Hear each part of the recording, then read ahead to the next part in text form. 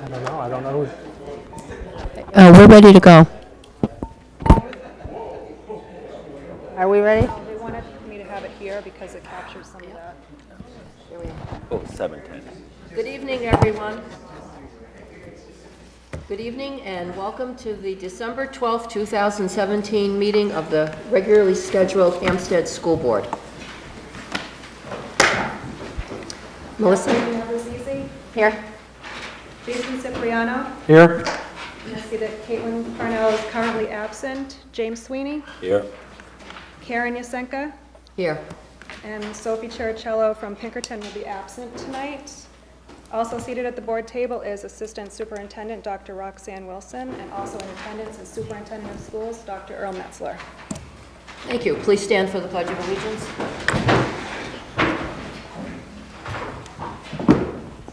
I pledge allegiance to the flag of the United States of America and to the republic for which it stands, one nation, under God, indivisible, with liberty and justice for all.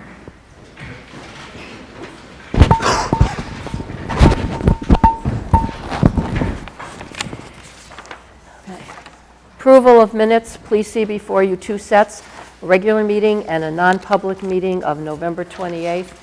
Please take a minute to review them, and when you're ready, I'll entertain a motion to accept them.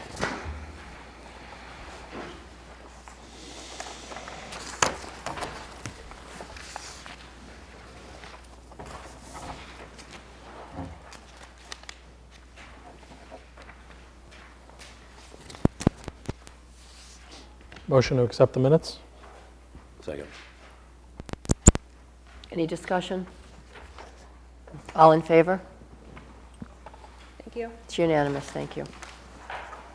Are there any public comments, Melissa? There were no requests tonight. Thank you. Administrative reports, please. Mr. Collins?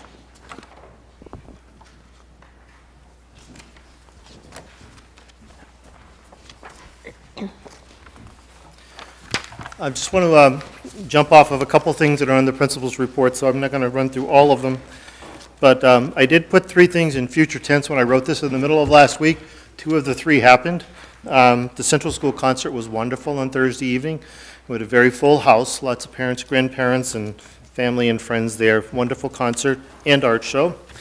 Friday evening, we had the Reflections event, which is a wonderful PTSA event, and there's a very lengthy list of kids that were very involved with this, which I'll be putting on the website soon. Some of them received a few awards and all received recognition, but we're really proud of those kids. They did a great job. In case you don't know what it's about, it's a statewide event where students are invited to create various creative arts pieces. I know we had a school board member that evening visiting with his kids. It was a very nice event. The children present things in photography, film, visual arts, literature, and then they put some great pieces of art out. So thank you to all those wonderful people, the PTSA, that make that happen. And Mr. Torelli volunteers his time to help out because that is his field. We had planned for an author visit today to the Hempstead Central School. I gave in my report a link to the TED Talk. I hope you get a chance to go listen to his TED Talk about the lunch lady, his hero. But he's a wonderful author. But we postponed it with all this weather going on because he was actually traveling to and from here a distance. So we spoke with him and his agent, and they said it would be best to postpone. The earliest we can get him is now May 8th, so he'll be back in the spring. I do want to point out a couple of things that are happening at Central School. I did send out a thing to all the Central School parents about Pinkerton Academy offering this weekend on Friday evening. Pinkerton Academy has a Council of Athletics, which is a bunch of the athletes that are over there, working with some of their advisors, and they're opening the doors over at Pinkerton so families can drop their kids off for a couple of hours of great activities. It'll be supervised actually by a Hempstead parent who happens to be one of their advisors over there, Mrs. Bernard. So looks like a great opportunity if families would like to partake of that. It's also a nice chance for some of our younger parents to get over and see what Pinkerton has to offer. It's for kids up through 5th grade. We've started a new thing at the Central School. If you're ever there in the morning between 9 and 9:05, you'll hear our morning announcements. We're starting a school-wide piece, which includes a greeting of the day, a word of the day, sharing of the Pledge of Allegiance, a moment of silence. It's just sort of our new routine to get everybody off on a nice, great start at the Central School. It's one of those great things that we brought over from Miss Poulin in her previous school. Appreciate all of that great stuff. But thank you very much. Thank you. Oh, you are invited for the last day of school, at the end of the day, to come in for the little fun sing-along as we leave for the holiday. On December 22nd? Yes. Okay. It's in there, 22nd, I think. Yeah, at 2:30. Jingle jangle. Jingle jangle, you're welcome. Thanks. Good evening, everyone. We as well have been filled with much musical sounds at Hsdsb Middle School. We had our band concert and our choral concert last week. We had huge crowds. The children worked very hard, and congratulations to both our conductors at Hampstead. We have the Veterans of Foreign War Patriots Pen Essay Contest, and this year we had 60 of our 8th graders enter their essays into the Patriots Pen Essay Contest. At our Veterans Day Assembly, Colonel Stedman awarded our winners, who were number 1, Jack Cameron, who won first prize, who is here this evening for another honor, and second prize was to Ryan McMahon, and Alex Barbuto and Ryan Overy were also selected as 3rd and 4th place recipients. All 4 essays were then advanced to the district competitions, and I'm happy to announce that all 4 of our gentlemen placed in the top places for the district.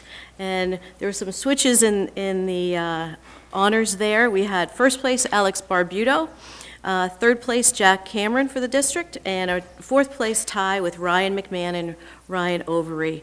And additionally, Mackenzie Finicaro won District Voice of Democracy, who is one of our Hampstead alumni. So we'd also like to thank our student council for raising $1,000 for Pennies for Patients drive. All of our homerooms participated and put together spare change for this worthy cause that supports children that have been diagnosed with rare blood diseases and cancers. So another example of community support from the middle school students. Our musical is off and running. We have 60 students involved in the musical. It's all-encompassing, with more children that will be joining our tech and scenery crews and costumes. Coming on, we're working on the Addams Family Musicals School Edition, and this year we have a new musical drama and English teacher from Campbell High School, Miss Kelsey Sullivan, who went to college with Mr. Fisher, and it poses to be a fabulous production. We've added another evening to the performance because of the overwhelming response of our musicals throughout the past couple of years. Tomorrow we have an early release day. We are working on our personal learning plans that goes hand in hand with the district goals of children taking charge of their own learning, setting goals, and as Dr. Wilson always says to us administrators, if you write it down, it gets done. So we are doing that throughout our school tomorrow for 90 minutes. Children will be working in small groups with 1 adult, and they will be working on this throughout the year in their digital portfolios. So there's a good personalization for our students to talk about their aspirations, short-term, long-term goals, and about their learning and social-emotional pieces as well. And the second part of our day tomorrow is our school-wide STEAM challenge, and the children will be working in the engineering process. They are designing in their small advisory groups a bobsled challenge, and you'll all be able to peek in on that on our STEAM family night, and then we will be having the outdoor races and challenges the day before February vacation. So this is part of our engineering, our science, math, and the art designs. I hope you all take advantage of seeing the children's work. And our children, last week, the 7th graders went to see A Christmas Carol, and this Thursday, our 5th graders will be going to see A Christmas Carol at the Palace Theater. The 7th graders who came back last week when they were getting off the bus, I was just checking in, how'd it go? And they overwhelmingly said it was amazing production. So we're very lucky that we don't have to go all the way into Boston for some first-rate productions. So that is the word from the School on the Hill. Great. Thank you for that. And I also just want to note the fact that I think it's great that every time you're up there, you bring to us something that has to do with the community spirit and giving back to the community, that sense of giving back that is being fostered at the middle school. Thank you. I think the community needs to know that, and the kids are really into giving back, and that's a great thing. Thank you. And while you're up there, why don't you stay there and introduce Jack Cameron to us, please. Jack Cameron, it is my pleasure to introduce Jack Cameron. Jack, please, and his mom, Mrs. Beth Cameron, is here this evening. Jack has worked very, very hard with our student part of PTSA. It's a parent-teacher Student Association. And Jack comes to the our meetings, the PTSA meetings, and just like the liaison from Pinkerton does for the school board, Jack does as well, and he reports out on the work of the students. Would you like to give them just a few words and why you were selected as the New Hampshire Student Volunteer of the Year? Well, hello, I'm Jack Cameron, as most of you know. I'm one of the 2 New Hampshire middle and high school PTSA Student Volunteers of the Year. I've been going to PTA meetings for a good third of my life now. Mostly started when my mother was the box tops coordinator. I would sit in the hallway with my friend Nathan, and we would play on his iPad and buy Chuckles and caramel creams from the middle school faculty room while we waited for our mothers to finish up their meeting. It was fun, but when Nathan's mom stopped going, so did Nathan, and it was pretty boring. I thought there was really no reason to be at a meeting without actually doing something there. So I found my way into the local PTSA kids. I helped at their meetings and their events. I enjoyed it a lot. I thought there was more I could do with the PTSA, and I wasn't satisfied to just be at the kids' meetings and listen, because there really wasn't much I was accomplishing there besides being there. So I became the secretary, and then eventually the spokesperson. I've talked at a couple school board meetings over the past. I took minutes, but nobody really saw what the PTSA was doing in the school, and nobody was really notified of what we were doing. So I helped organize the creation of several PTSA happenings boards around the school. We have 3 of them currently. Eventually worked hard enough to be awarded an excellent dinner in an excellent hotel up in North Conway. However, none of this would be possible without the PTSA being there in the first place. Without the help of these wonderful people, the wonderful ladies who come to school sometimes as early as 7:15 to help a rambunctious group of growing volunteers. People such as Kelly Farrington, the former president of the PTSA, Kari Boucher, PTSA Kids leader, and Erin Pellegrini, the current PTSA president, all help to boost my passion and other people's passion to volunteer. These women schedule time for their student volunteers around their own jobs and give their time to plan, organize, execute events that they receive no payment for. It was such a pleasant surprise and an honor to be awarded this and receive it. Thank you very much. Congratulations.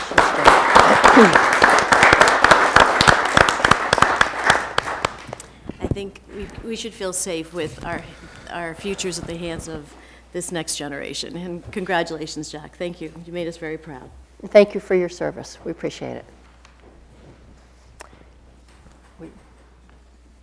Are we ready to move on to renovations? That's next up. I think we are. We're just making one final technical. If you want more time, we can have 5 more minutes, or if we can go start now. Or we can take Yeah. you out of order Yes. if that's better. Mr. Dowd, could you, ready to present the budget so we can have a budget discussion right now?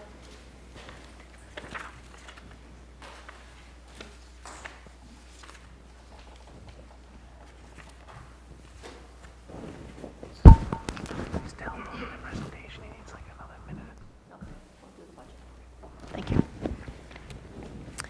Thank you, Madam Chairman. Good evening. I have at least 2 things on the agenda this evening, maybe more, depending on how you determine the agenda to be. In front of you, you should have a packet. You should have possibly 2 things.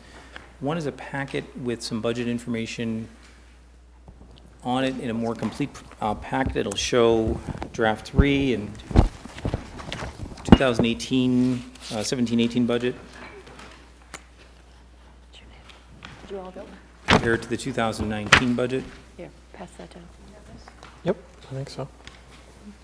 Perfect. So that packet is a summary of the draft 3 of the operating budget. You also have a separate function object report, which is the default budget, and that's the second item that I'll be speaking to this evening. The second draft of the budget, if you recall, came in at $26,664,531, which is a 1.99% increase over the 17-18 budget. The third draft of the budget has come in approximately $71,000 higher at $735,997. You'll see, it should be the second or third page in your packet, a listing of cuts and additions that have been made during this phase of the budget. And as we were wrapping up the budget process, we had an opportunity to take a look at technology as an area that we needed to focus some attention on. And all told, the increases are higher than what you see here. And I'll go through the changes for this budget round. First, we'll start with tuition. We removed one student's tuition, budget tuition from Pinkerton. We were able to have our special education tuition rates finalized, and we made some adjustments on those lines as well. We have received more recent estimates for Cat 6 wiring, which resulted in the estimate being $17,480 less. However, the network switch estimate for work next year came in $10,000 higher. In evaluating the internet and ISPs that we have here between the schools and to the street, it's been recommended that we look into an alternative backup internet access service for budget impact of $4,500.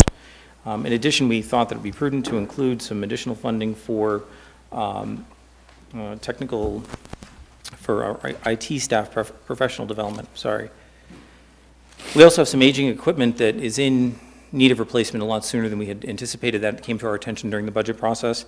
That's a net impact of $65,000. However, we were able to adjust some staffing, and in last year's budget, we had approved a technology assistant to help our IT department on the deployment and maintenance of Chromebooks and general hardware support. And that position really would do better to be in a more full-time role to allow our IT department to be able to attend to the things that they need to. And moving some staff around, if you recall, during the summer we have some IT staff that we bring in just on a part-time basis. Rolling that technology position that we have for Chromebook and hardware support into a full-time position allows us to eliminate the summer positions and move some other staffing around. So we were able to come up with a net $6,167,000 actually in savings on that, but that's offset by some additional health insurance expenses, a reduction in FICA, and an increase in retirement expense as a result of that. So the total of this budget, draft 3, is a net $71,465,000 increase, which is a 2.26% increase over the 17-18 budget. So I don't know if you have any questions on the budget as presented.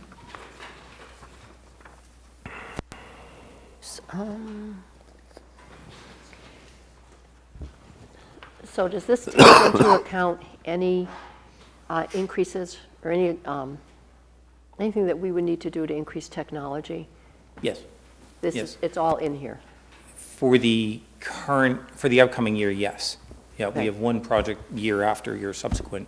And that was based on, I'm talking about the Armonne report, and what they might have come up with. Yep. There's enough money in here to do what is suggested Correct. through that audit? Yep. Okay. And a lot of what had been suggested or recommended had already been included in the budget as it was presented in draft 1 in the first place. So these are items that tidy up the budget requests and complete those recommendations. Any other questions of Mr. Dowd concerning the budget?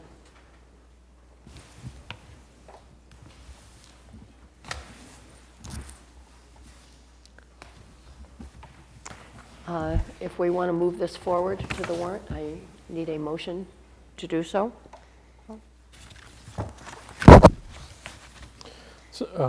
Just to confirm, Jeff, Mr. Dowd, I'm looking at a number of $26,735,996.59. Is that Correct. Perfect. That's the correct number that will need to be on the warrant? Say that again.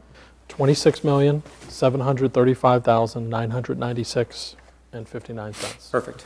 Okay, so I'll make the motion that the board accept the proposed budget and advance it to the warrant.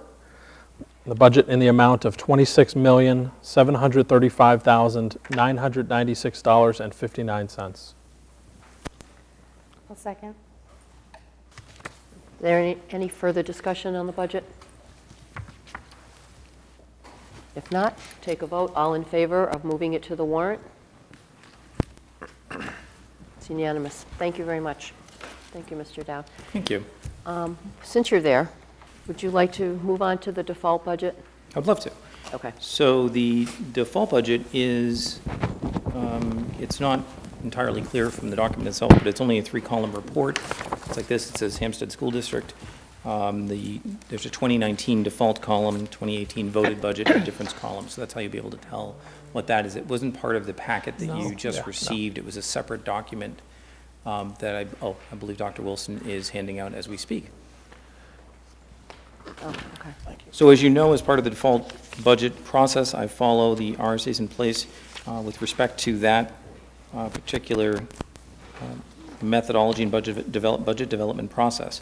What the RSA indicates is that we are to take the prior year voted, lessening one-time expenditures, add any increases that are contractually or legally obligated, and we come out with our default budget number. So really it is to remove one-time expenditures from the budget to get a more pure look at what the budget itself would look like in a more pure form. The budget total, the default budget total is $26,724,114.44 as presented. And I've had this discussion, and I'll have this discussion again. The default budget process from one perspective is really to rein in growth in districts that are growing, to rein in additional expenditures, and to provide the taxpayers with another option for voting. In our case, in a lot of districts where we're keeping our expenses low and we're making adjustments, and where we're perhaps being very mindful of our staff and staffing concerns, even though we have union contracts and other obligations, health insurance, healthcare, in our operating budget that may result in a disproportionate percentage of our expenditures at 4 or 5% or more, we're able to keep that operating budget down, in this case, to 2.26%. And when we look at the default budget and the way that that's structured and the way that that's implemented, we remove those one-time expenditures, and we move forward the staff that we have, we move forward those contractual obligations, and we come out with the number. And I'm happy to walk through the budget with you and the budget building process with you, what I have included in the budget, what I've removed. Does anyone have any questions on the budget before I begin? Yeah, I have a couple of questions on here. Number one, just can you please assure the board that the default budget as it stands is in complete compliance with all RSAs and has been built the way it should be? I believe it to be. Okay. Also, what staff increases are included, if any? So we have no staff increases from a headcount perspective. I've included any of those contractual obligations that were previously voted for our various collective bargaining units, HEA, HASS, HASS, and HESPA, HSPA. Mm-hmm. Those have been included, as well as any obligations that go along with those ongoing contracts. Administrators and non-union employees or workers of the district, we have not factored in any even cost of living increases for those workers. Those are flat, and those are reflected as flat in this budget presentation. Okay.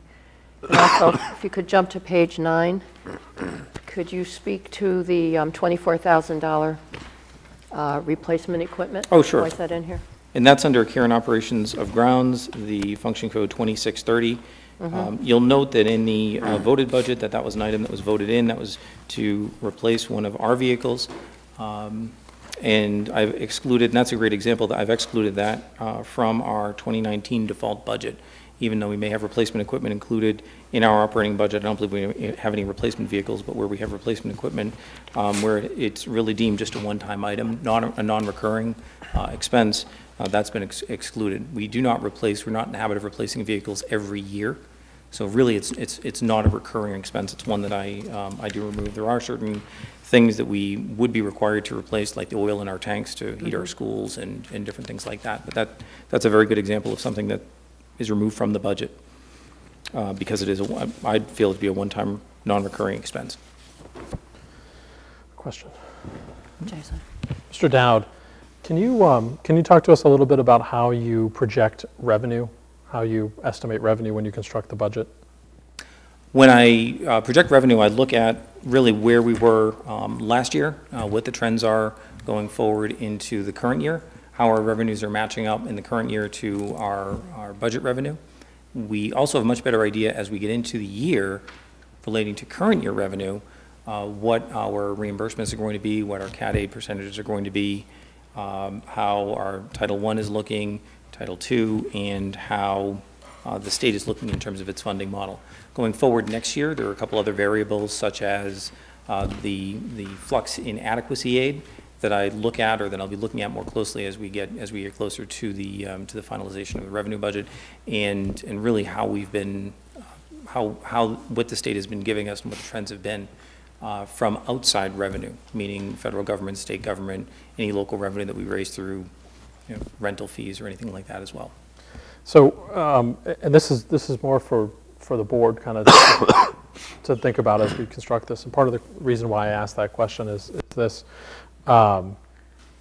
We get this question around budget times in terms of how the budget is constructed, particularly with the default. There's always questions about that as well. But my concern is that if we project out revenue that is overly optimistic and then that revenue doesn't materialize, that potentially creates a shortfall for us that we have to address. Now, obviously if we're overly conservative, then we may end up with a surplus, which generally speaking we return to the taxpayers, but has the option to swing in either direction. And the concern to me was highlighted just within the last month, if you're not aware.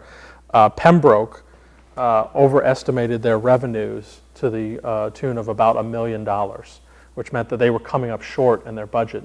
This current year that was already voted on, budget by $1 million, and forced with the prospect of how do they overcome a $1 million budget shortfall, which is basically going back to the voters and try to figure out if they'll authorize you to increase their taxes midway through the year. So the risk, is that if Mr. Dowd, projects aggressively that the state's going to give us more money than we actually get, for example, then that could turn into a budget shortfall, which we're seeing in other parts of the state. So I just wanted to highlight that. Thank you for that. And I had actually been discussing that with a number of folks in that side of the world. And I'm not 100% sure what led to that budget revenue shortfall deficiency, aside from the fact that it appeared that they accepted students into the district for various programs that they had, and they had not made appropriate accommodation for the numbers of students who are being tuitioned into their programs, which seems strange. I'll just leave it like that. It would be certainly a factor that we look at in terms of any students that we send out and what our reasonable expectations are, and we try and plan around that. We don't have students tuition into our district, but all of these are factors that are looked at and need to be considered. All of this, by the way, fits with the discussion that I think we'll have later on, which is about SB 193, because that has the potential to decrease the amount of money that we receive as a district. So. And what's important to also consider is that we don't always know what is going to be happening next year. It's entirely possible that some RSA may go into effect that impacts our revenue this month, not 193 in particular, but anything that may impact it, which impacts us well into the existing budget year. So we always try and be realistic and conservative on our revenue figures and budgeting. So if I can walk through a couple items in the default budget as well for, so that you have some idea as to where we are in a couple of things, and I'll just skim them, just some of the highlights. These were the same highlights that you would have received from George last year. On that first page, you'll see in the 1100s, professional salaries. That's a reflection of our union, some of our union increases. You'll see tuition to public academies up $66,000. That's a reflection of our obligations to Pinkerton Academy, as best estimated. The 1100-734, that was our budget number for the VoIP phone system conversion, which I removed from the default budget request.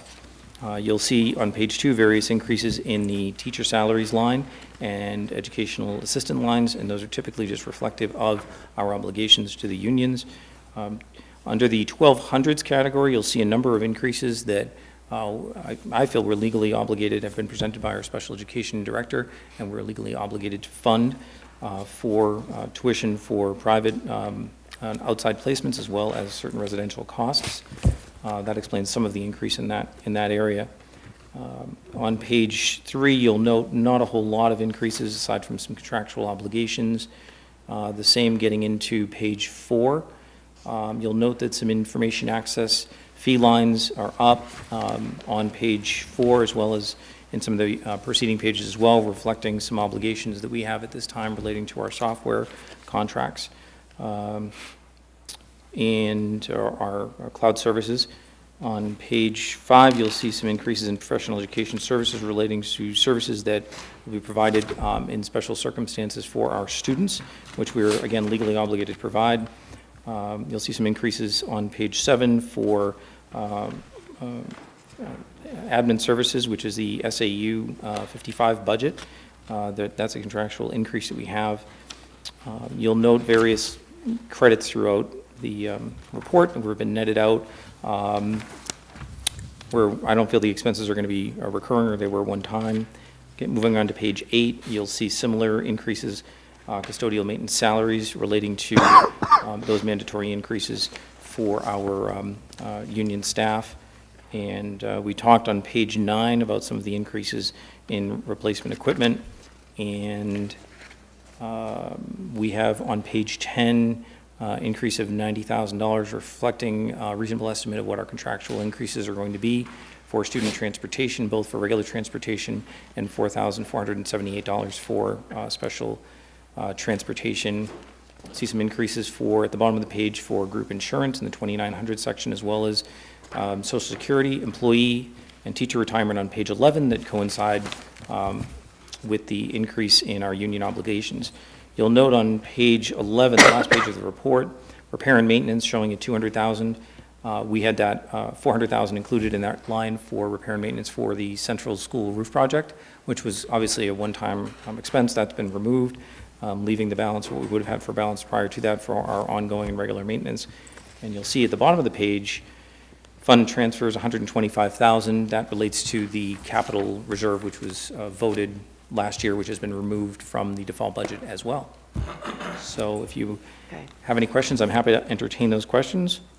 Otherwise, I would present to you the default budget at $26,724,114.44. Jason? I would just point out, because the question always seems to come up, it's a statement of fact, the default budget is lower than the proposed budget.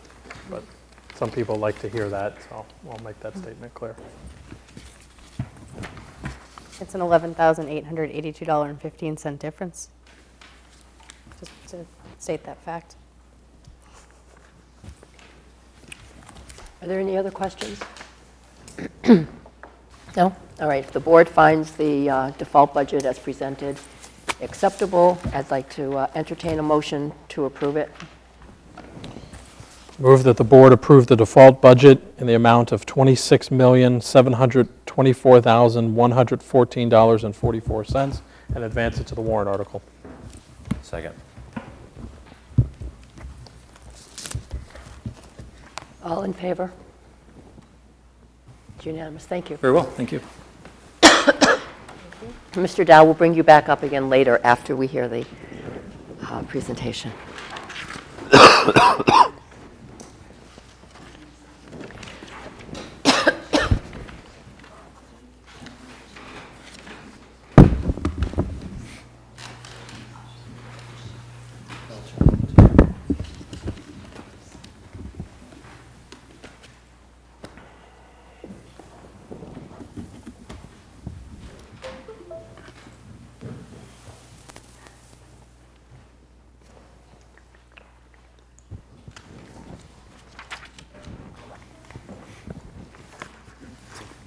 The next thing we're going to do is I'd like to introduce Mr. Gino Baroni from Trident. He is our owner's project manager. And also with us tonight is Craig Jones from Dennis Myers Architects. And also we have Representative Barrett Salta. Salta, thank you, sorry. From our construction management firm, Bonnet, Page and Stone. So at this time, I'm going to turn it over to Mr. Baroni. Thank you, Chair Yasanka. Thank you for the rest of the board members for having us here this evening. Just to remind you that this is the Central School project. The school board decided to have a new process to undertake a possible renovation expansion to meet the needs going forward in the next 20 to 25 years at least. So we undertook a new process where the board hired, engaged Trident as an owner's project manager, and we were able and are able to assist the board in making decisions, advising them. We don't make the decisions, we advise you, and you make the choices. So in that process, we undertook a construction manager at risk delivery process. And I make a very brief discussion of the difference. The traditional way of doing construction, which is becoming less traditional, is you design it, you bid it, and you build it. So you spend all the money in design, hopefully the bid comes into your budget, and then you build it. Many towns have been finding out that that doesn't work, so they're going to a CM at risk process, which now you bring the team in early. The entire team comes on. The OPM is again overseeing the process. We went out, took proposals, RFQs for the design architectural engineer process. Dennis Myers, the architect, was chosen. Dennis Myers is not here this evening, but Craig's actually the one who does all the work, so we're glad to see he's here. And we also did the same thing. We wanted to bring the CM builder on early to work as a team, so as the architect and engineers are designing, we're checking pricing, we're checking schedule. We went out to a process. We went through a selection, reconciliation process, and Bonnet, Page and Stone was selected and brought onto this team. So that is the CM builder process we've undertaken. We've been working on this for several months now, and Craig is going to show you shortly what we have come upon and decided upon as the best that we can offer in a cost-effective manner to provide what we believe are the needs of the district, both in program, security, and actually having some community space so community involvement can be at the Central School. We have a real great group of experienced professionals here. We've done many projects, too many to list, so I think you should have comfort that this team and its individual members have done a lot of projects in this process. We went through about 4 schemes, maybe 5, it could be 4A, that was presented to the committee that's looking at this, and we went through them, and the committee decided to expel, I would say, 2 of the schemes because they were just too big, too grandiose, and they weren't really going to fit in what we needed here. But as I told the team, we have to allow the team to be unfettered and to allow them to free think and to dream. And I tell the people, they laugh at me, I said, eventually I'll wake you up. And we woke everybody up at once here. So we went from 4 down to 2, and then from 2 down to a selected layout, which Craig is going to show now how we got there and what it's doing, what are the deficiencies they are addressing. And I really feel strongly that this is a very, very cost-effective 25-year plus resolution to your needs. So, Craig? All right, we have to excuse Craig. We actually mistakenly told him it was tomorrow night, so he's here, and that's why we're a little bit late. No problem. Thanks, Gino. And thank you, the board, for having us involved in this process. We're really excited with where this has gone and the opportunity to be able to present this tonight. So we've been working with the committee, and what we've come up with is building Hempstead's future. That's really what a school is. It's the center of a town, of an area. And so we want this to address all of Hampstead, all of this area. Building Hampstead's future is what we're going to be looking at. It's nice to understand how we got here. There have been, as you can see, prior studies that have been done over the last, 7 years that have led to a lot of the conclusions we came to. But we were engaged to take a fresh look at it. We looked at the facilities assessment. We did physical walkthroughs. We had our engineers come through and really saw what was deficient and what was good about the school. And I'm happy to say that this is one of the schools that is very well maintained. It's a testament to how well your staff is doing currently, your maintenance. But what we found is there are code deficiencies and other things that you can't foresee. There's population growth. There's programmatic growth within the school. So those are some of the things we look at. Another thing we did is we had a community outreach where we asked the community, what do you think? So in September, they came together and gave us a lot of really good feedback. We've had numerous meetings with our steering committee, and eventually out of that we came up with a conceptual design that Mr. Baroni was speaking about. So this is really a process that I'm going to walk you through of what we went through to find any programmatic items, deficiencies, code violations, safety and security. We'll start here with safety and security because that's really a really important one. First of all, there is no human-controlled access at the front entry. There are cameras. It's a little hard to see on the screen here, but there is a camera that shows what happens at the front door, but there isn't anybody physically there to be able to let people in, keep people from coming in, or to see where kids are passing through, maybe from the gymnasium as they access the school.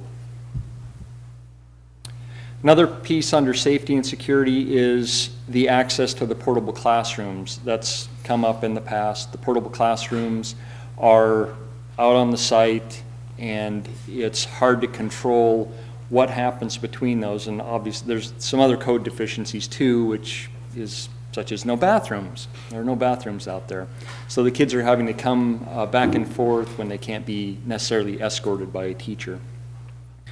Again, there are no restrooms in these remote locations, and also fire sprinklers in terms of safety and security are not installed throughout the school, which is commonplace for today, and anything new that's built, it's required to have sprinklers.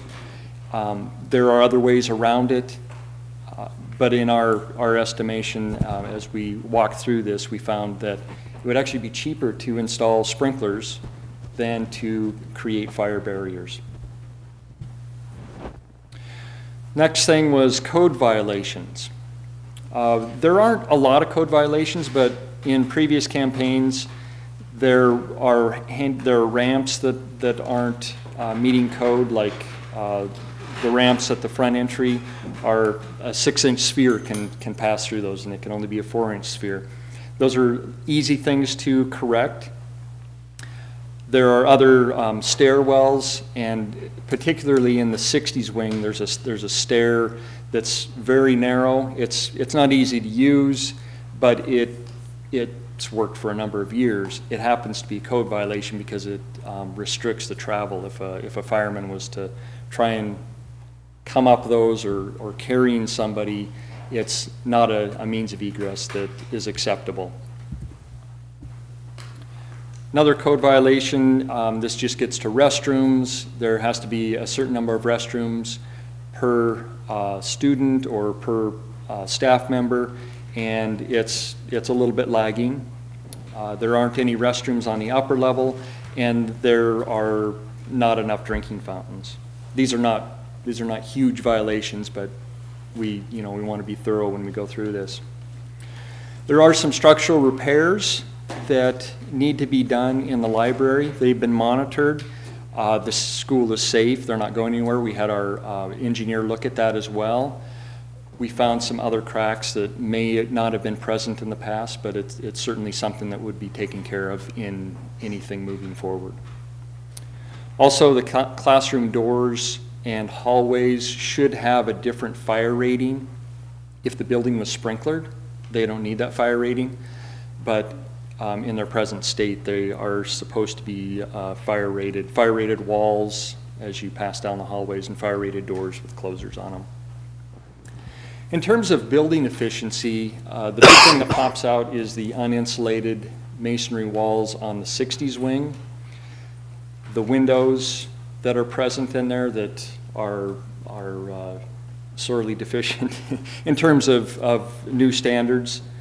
The heating and ventilation is in poor condition, and just the ventilation from the side of the building, if you can see in the picture on the right there, it's pulling the fumes from where the cars are parking outside, so all the fumes from the cars standing waiting for students is being sucked into the building. That's not what we want to have happen. Other things in building efficiency, there's ways to save money. There are circulating pumps. There's other ventilators that can be replaced. There are locations that ventilation is passing through a window to vent a bathroom. These are things that have worked fine, but they should be corrected. The portable classrooms, they are actually kind of expensive to run, and we've had our engineers look at costs and where they think that would go. You don't know till you completely unplug them, but per square foot, it's expensive to have 3 portable classrooms that are not part of a centralized heating system. And I put this under building efficiency, that the hallways are fairly narrow, the circulation is not optimum. So those are some of the building efficiency components. In terms of program, looking forward, so these are now forward-thinking ideas. We're looking at what the school could use in the future. Obviously, the first thing is we want to meet the New Hampshire educational standards, and those specify how many kids can be in a classroom, how many students, how many square feet per student there is, whether it's in a classroom or it's in cafeterias or libraries. So we want to meet those standards and, if possible, exceed, but certainly meet those standards. One of the early on changes to looking to the future is that there are a number of ideas that have come forth and more information in terms of how many, the growth in the area. So we got some of the growth projections. Currently there are 470 students in Hempstead Central. By the fall of 18, it's anticipated to rise to 489 students, and it should be into the 500s in 2021. Currently there are 4 dedicated classrooms for 1st through 4th grade. Some of those grades have 5 classes per grade. The program item that we looked at is having 5 dedicated classrooms for 1st through 4th. There would be 4 classrooms for kindergarten, 2 for preschool, but the increase then comes with having more classrooms for 1st through 4th. Other things we looked at with the program is to organize the administration at the front of the building. Again, this gets back to our safety concerns. We want to have them be the first line of defense, the first face you see as you enter the school. Also, there's an opportunity for a district-wide solution, which is to continue to have district special ed, a special education office within Hempstead Central School, as well as bring in the district IT from the middle school and district maintenance from the middle school. They're currently housed in portable classrooms that, again, are expensive and it'd be nice to be able to bring them into a centralized location. So out of that, we said we can eliminate 5 of the portable classrooms. They're pointed out on our little map. And we can, in removing those, we consolidate the district offices and also bring the band and choir into the school, which currently they're housed outside. The library is something that's desired to be used by both the public and the school. We want to make that a nice space and be able to centralize it. We want to allow full use of the gymnasium. Currently, they're not able to have enough classes in the gym for 2 classes per class in a grade throughout the week, so they're kind of shortchanging the kids' exercise regimen. And if we can free up the gym by having another cafeteria space, then that just helps the physical education end. Again, the cafeteria can be used not just for the school, but it can be used for the community. There are, especially through our outreach, we found that there was a large desire to have a community space that could be used for numerous events, maybe even plays, that type of thing. So that went into the program. We want to reorganize the classrooms to make sure they're all consolidated. They're all in all the grades can be together. Special education can be together. Academic support can be in an area, and the administration is in a location that they can function very well at the front. So we have, as we started to look at this, we have 3 classrooms in what we call the 40s wing. It's the old part of the school. 3 of those classrooms are well below the state standard of 900 square feet per student. They're right around 600, so they're really small. Those, though, we don't have to tear the building down. We can repurpose them, and that works for some other great uses. So we're not thinking in terms of, well, we want to go build a brand new school, we need to build a lot of square footage. We're also thinking of how can we utilize these different areas in a different way and make it kind of be a win-win. We would obviously make upgrade to mechanicals and the building envelopes in that 60s wing, and then site improvements. We could do a lot more with how the drop-off area works, especially when a lot of regrading has to be done in the back of the building. So we're going to move on to conceptual design. And this is where we took all of those ideas and tried to make it real.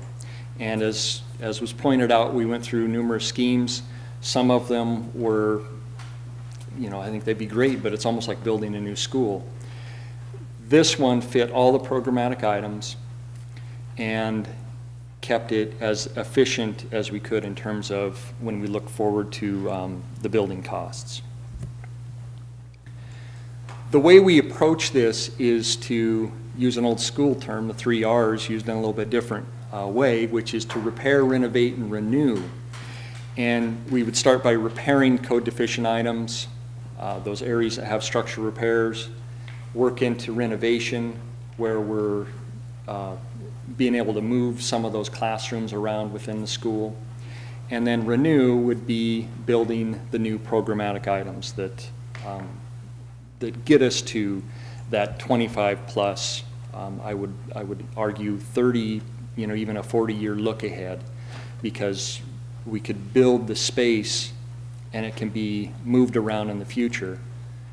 So it's really a long-term goal in terms of trying to get this program pulled together. So on the site, you guys know it very well. On the site we have 3 modulars, 3 portable classrooms that we propose being removed, which frees up land in the back of the school.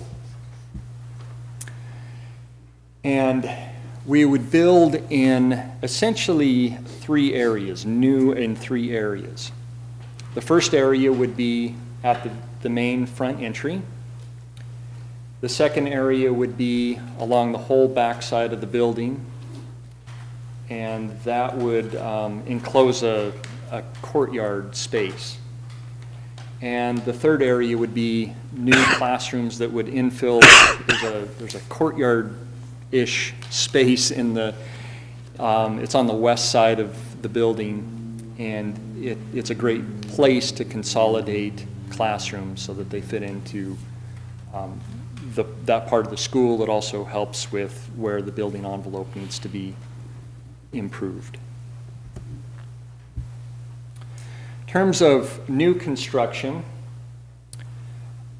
the colored areas, this plan only shows the new construction overlaid over top of the existing, so it doesn't show the spaces that would be remodeled.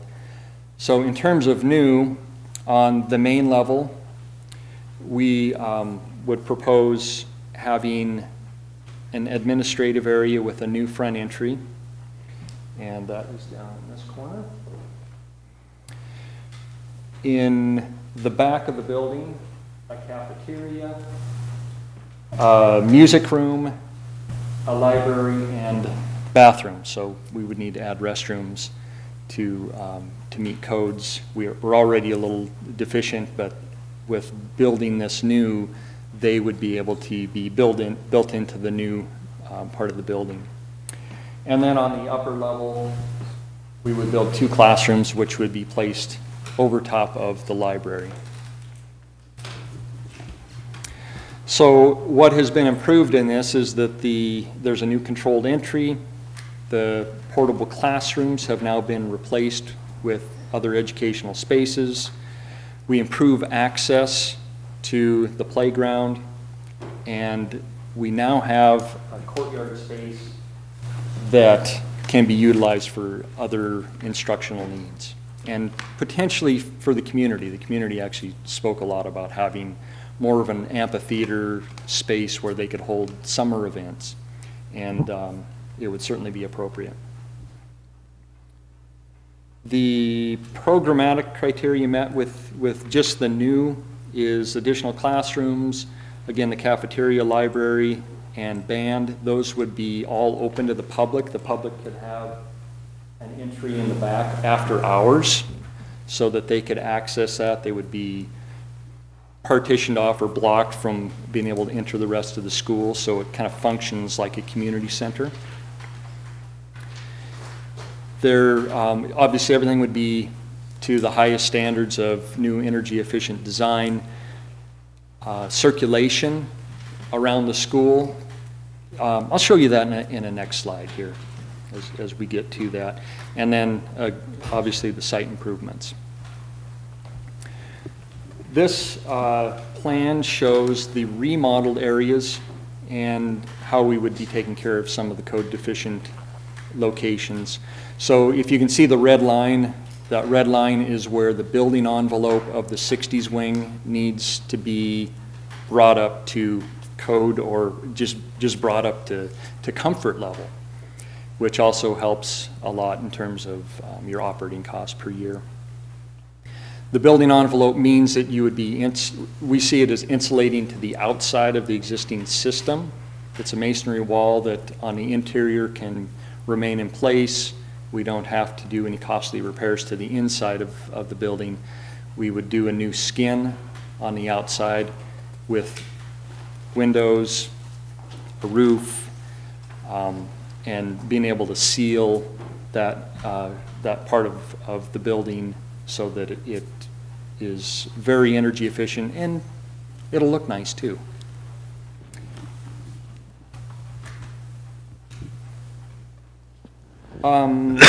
Say safety is going to be improved.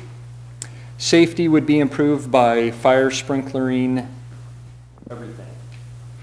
The entire building would be fire sprinklered, because if we're bringing in a new construction, the sprinklers have to be installed in the new construction at least, and it's very cost effective to bring it into the rest of the school. And as I spoke about before, it's actually quite costly to build fire barriers so that in the event a fire was in one side or the other, that it didn't spread to the new or the existing part of the building. So it makes a lot of sense to install it throughout the entire school. Some of the code violations we would be taking care of is there's the settling in what's currently the library. It's on the second level is where we see it, but it also translates to the outside, it translates down to the lower level, and we can move the library from its existing space to the new wing, and it's a great move because those were built at classroom size, and they can be just divided and utilized again. So there's not a lot of cost in terms of putting classrooms into spaces that are already right-sized. Programmatic items, we acquired all of the classrooms that we needed. So again, we were having to add approximately, let's see, what was it, we have 3 more classrooms that we need to get into the new building. By moving things around, we're able to put all of the programmatic items into the plan.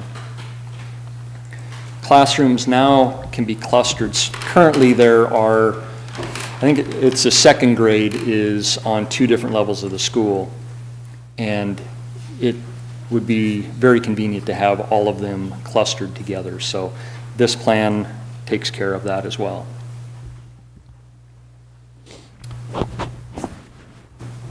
When I put all of this together, I wanted to be able to show you, to say, okay, this is really what the program is requiring. And this pie chart here shows that most of the effort is going toward learning environments. This is a school. We want to be able to demonstrate that that's really where the effort is. It's into the classrooms, it's into libraries, it's into the things that make a school a school. So 45% is learning environment.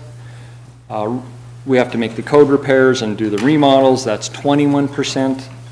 Site and other infrastructure that would occur around the outside of the building is approximately 14%.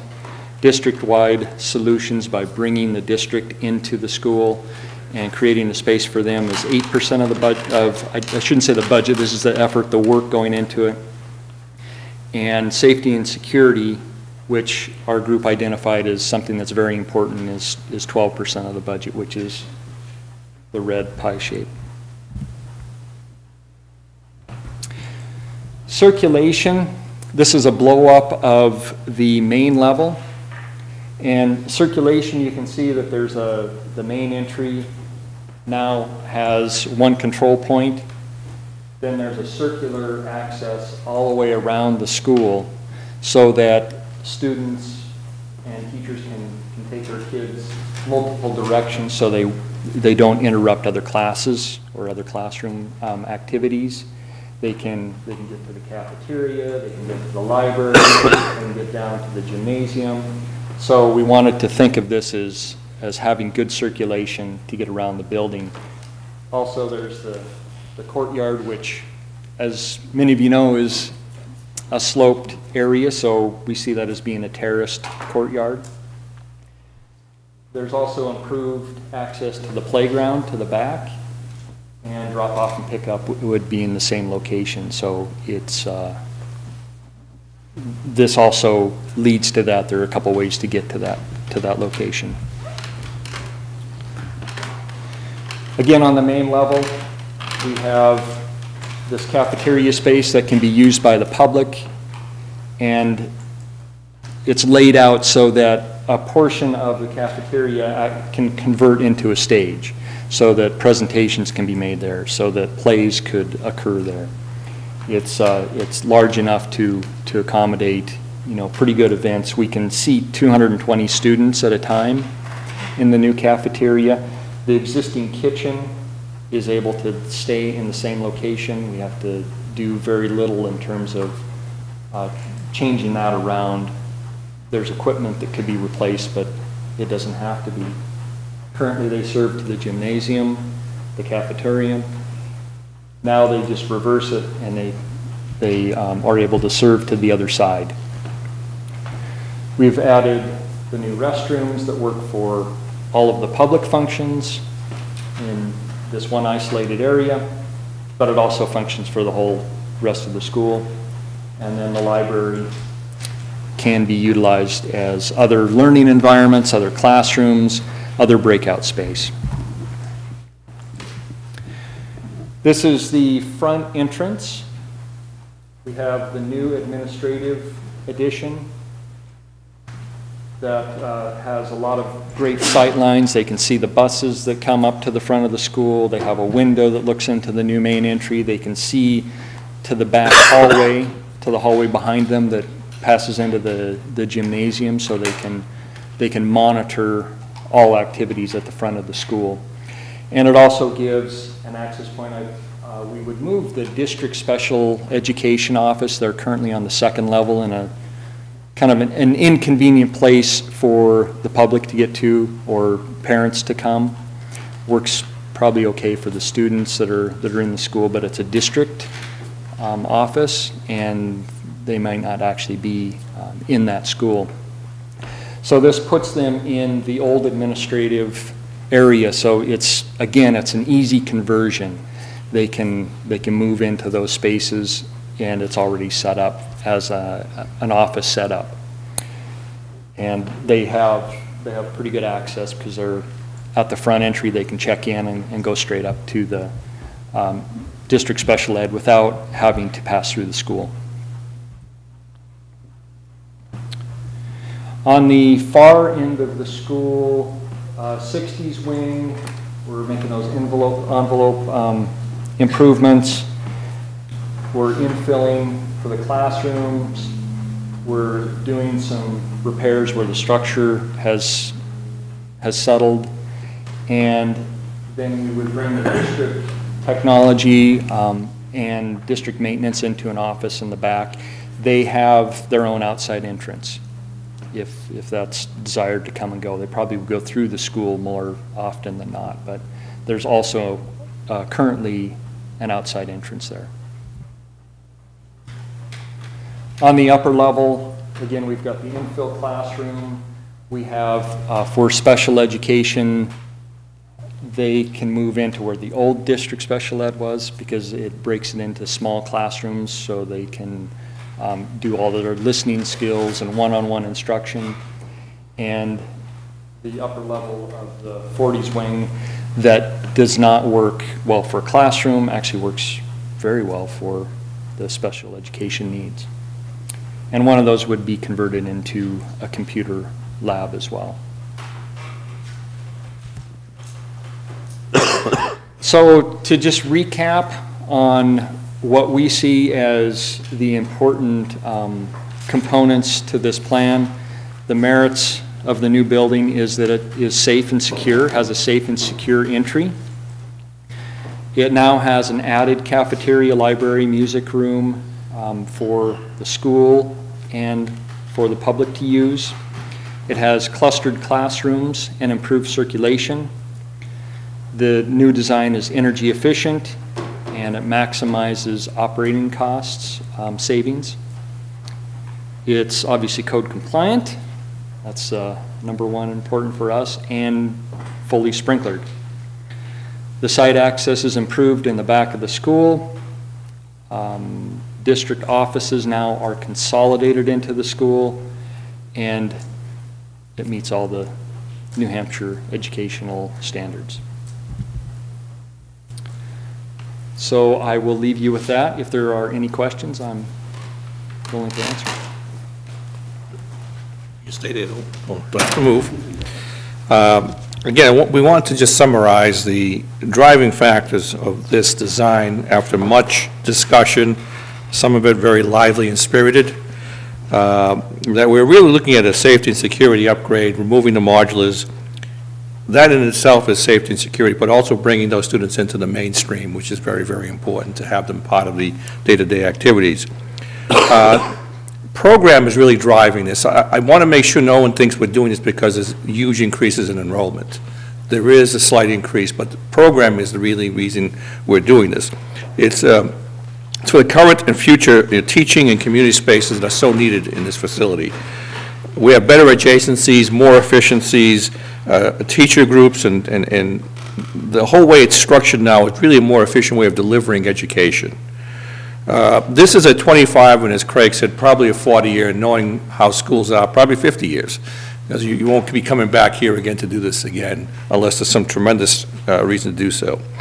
So I think when we look at this, we feel very satisfied, and I think the committee does, that this is a very cost-effective, very well thought-out program. And when I say cost-effective, what is the cost? So without further ado, we're programming this and estimating this to be a total project budget. That includes hard costs, which is all the construction. We're talking about furniture, fixtures, and equipment, soft costs, which are architects, consultants, and also we have to be remiss, an owner's contingency, because things happen within a construction project. And we don't want to go back to the district, to the taxpayers, and say, hey, we need more money. So as owners project managers, we have plenty of these under our belts where we have a formula where we come up with, okay, what is this whole process costing and what should be an owner's contingency. We have come up for this total project budget to be $7.4 million. So 7.4, which we feel is very, very cost effective for what you're getting for all the reasons we mentioned below. And we can answer any questions. I know that was the last thing we wanted to mention because people want to hear what that is.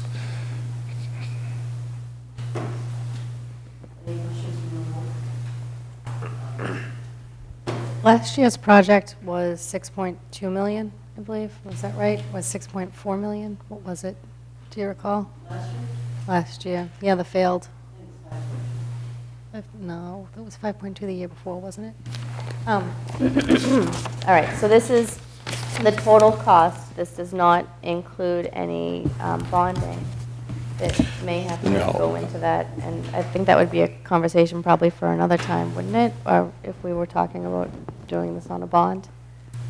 I think Mr. Dowd has that, but does not include bonding, so that's always separate. Okay. I mean, it definitely looks like it's a very well thought out plan. I appreciate the amount of work and thought that has gone into this, definitely.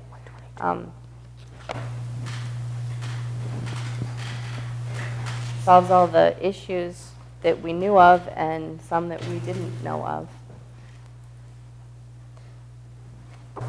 That's a good thing. Yeah, we spent a lot of time, there were about 10 of us on the construction committee, and we met, are still meeting, the first and third Tuesday of every month for over 2 hours, 2 to 3 hours. I'm on it as a board member, Katie Cornell is on it. She may be coming, she has to attend something at Pinkerton this evening. But we have spent, and it's important that people understand, we've spent a great deal of time doing this, looking to solve the problems that exist and looking to the future. And we have listened to what I think the taxpayers and residents want.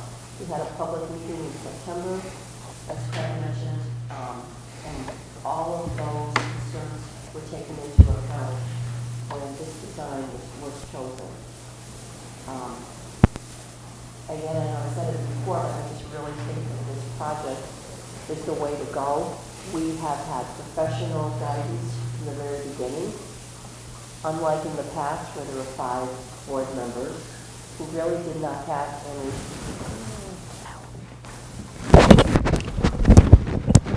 Thanks. Sorry. In the past, where there were 5 community board members here actually trying to build a school. And there's just a remarkable difference this time around when we have hired professionals in the industry to lead us and direct us, especially with Trident and Mr. Baroni, who is looking out for the school's interest, both in what we need and financially. Trident, Mr. Baroni's been on both sides, so he knows the questions to ask, he knows what he's looking for, he knows in advance what things are supposed to cost and how, how much. And to this point even has done a great job negotiating those costs. So I just want to say that's a huge difference from what we've had in the past. The other thing I think we can say with assurance is that this building, if it passes, we will not have to come back to the taxpayers for 20, 25, 30 years. That was a question that was asked. That was a concern that people in this town had. If we pass this, you're going to come back in 2 years and need this, that, or the other thing. And the answer with this is no. We have looked at every aspect of this thoroughly, and we can say that we would be set for the next 20, 25 years for sure. So speaking as a board member and a member of the construction committee, I really feel that we have done our due diligence. Every decision was made very thoughtfully with cost in mind. This plan was chosen, happens to be the least expensive of the plans that were in front of us, yet it meets all our needs now and in the future. So I would just like to say I'm very comfortable with it. I hope the board is comfortable with this. Caitlin is. I know she's not here tonight. So I would just encourage everyone so that we move forward with this plan. And to the residents of Hampstead, I hope that they appreciate the work that we've put into this, the consideration that we've given it. I want them to know that we've heard them. And I really just think that this is the one plan that meets all our needs. So, anyone has any other questions or comments? Thank you very much. No? All right, thank you very much for your time.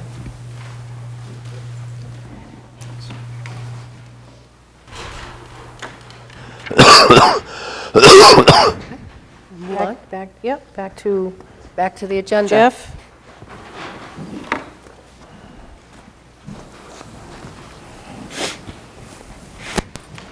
And the agenda would be Mr. Dowd.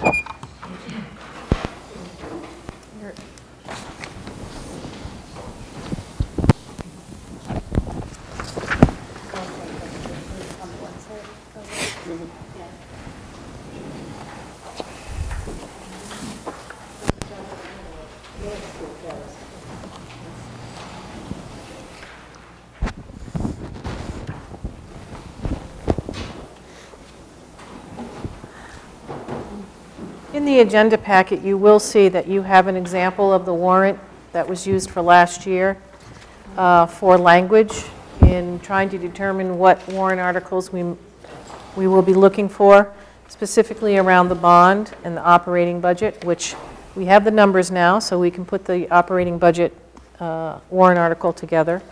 And you did the capital reserve fund warrant article last meeting. So we don't have a lot of work left to do on the warrant. And part of that is also the bond, which Mr. Dowd will talk a little bit about his conversation with the bond bank. Thank you, Dr. Wilson.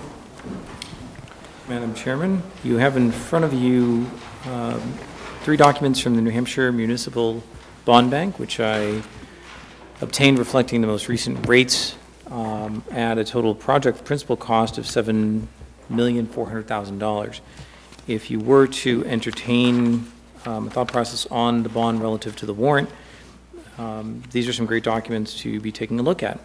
I've obtained 3 scenarios, one being a 10-year bond, another being a 20-year bond, and lastly a 25-year bond. The 10-year bond, which we had looked at as part of the previous projects, last year's rate was 2.499 2.5%. This year is 2.15%. The 20-year rate is being projected at 3.04%, and the 25-year rate is 3.5%.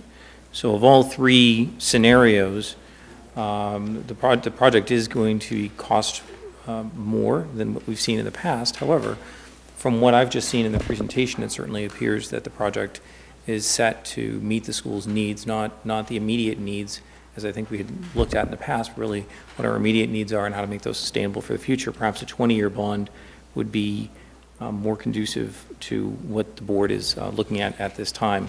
That schedule is articulated by the New Hampshire Municipal Bond Bank and has been provided by them for that purpose. So in terms of what the costs are, and in terms of what the estimated tax rate impact would be, as part of the previous year's bond scenario under a 10-year bond, we had been in our first full year of the bond, effective estimated tax rate, or tax impact of 63 cents per thousand. Under the 20-year scenario, as you presently have in front of you at 3%, it is 58 cents per thousand. So it's a lesser cost, probably a significantly lesser cost year over year. And when you look at it, the project is really made with a shelf life for at least 20, if not 30 or 40 years or longer. So I'll entertain any questions you have on that or how you'd like to proceed going forward. I think we can discuss this. I know from talking to people and talking to professionals, if the project is going to take care of our needs for 20 years or more, it's been suggested that perhaps we look at a 20-year bond this year. Since this is a new project, every other aspect of it is being looked at with fresh eyes. The 10-year bond hasn't passed in the past. And so I think maybe I would ask that the board seriously consider 20 years. I mean, there's some logic for that. We wouldn't have to come back to the town for anything for the schools for 20 years or more. So I think that that bond would be sustainable over the 20 years. That's just my feeling about it. My feeling is that I would make the change and go to a 20-year bond this year. But certainly would like to hear from the rest of the board. Just so you know, Caitlin and I have had this discussion. Caitlin also agrees with a 20-year, to change to the 20-year. But it's, you know, the will of the board. So I'd like to have that discussion. I think that it would be the responsible thing to do, to look at the 20-year bond. You know, personally, in my finances, I like to pay outright. I don't like to do loans at all, but that's not realistic here. And I think that the value of this investment exceeds the cost. So I think that the 20-year, it seems like it's a more fiscally responsible way to do this. And, you know, those who are concerned about their taxes increasing, it's a lesser tax rate impact than previous plans. I'd like to pay no interest, but like I said. Okay. Jim, any thoughts? Yeah, we definitely need to move away from the 10-year bond. Between the 15 and 20, I'm on her page. I'd rather pay no interest, but if you see what, the taxpayers want, I think the 20-year bond, the increase in the tax rate will be more acceptable. And plus, they're talking about a school that's going to last, 30 plus years. So it makes sense to go with a 20-year bond probably. Yeah, that was my feeling. Jason, any input? Yeah, I don't have a problem with the 20-year bond, and I think for the reasons that have been articulated here, certainly if we were looking at it from a tax impact standpoint in any given year of the of the bond, there's definitely a reduction to the individual taxpayers, and we went into this saying that we wanted a longer term solution, obviously with the caveat, with the single caveat that, we are trying to project out decades from now, and there's a lot of things that can happen, but based on the information that we have, as we sit here tonight and as we have over the last few years, trying to project out what's best for the district, we think this is in the best interest of the district. So, yeah, I don't have a problem with that.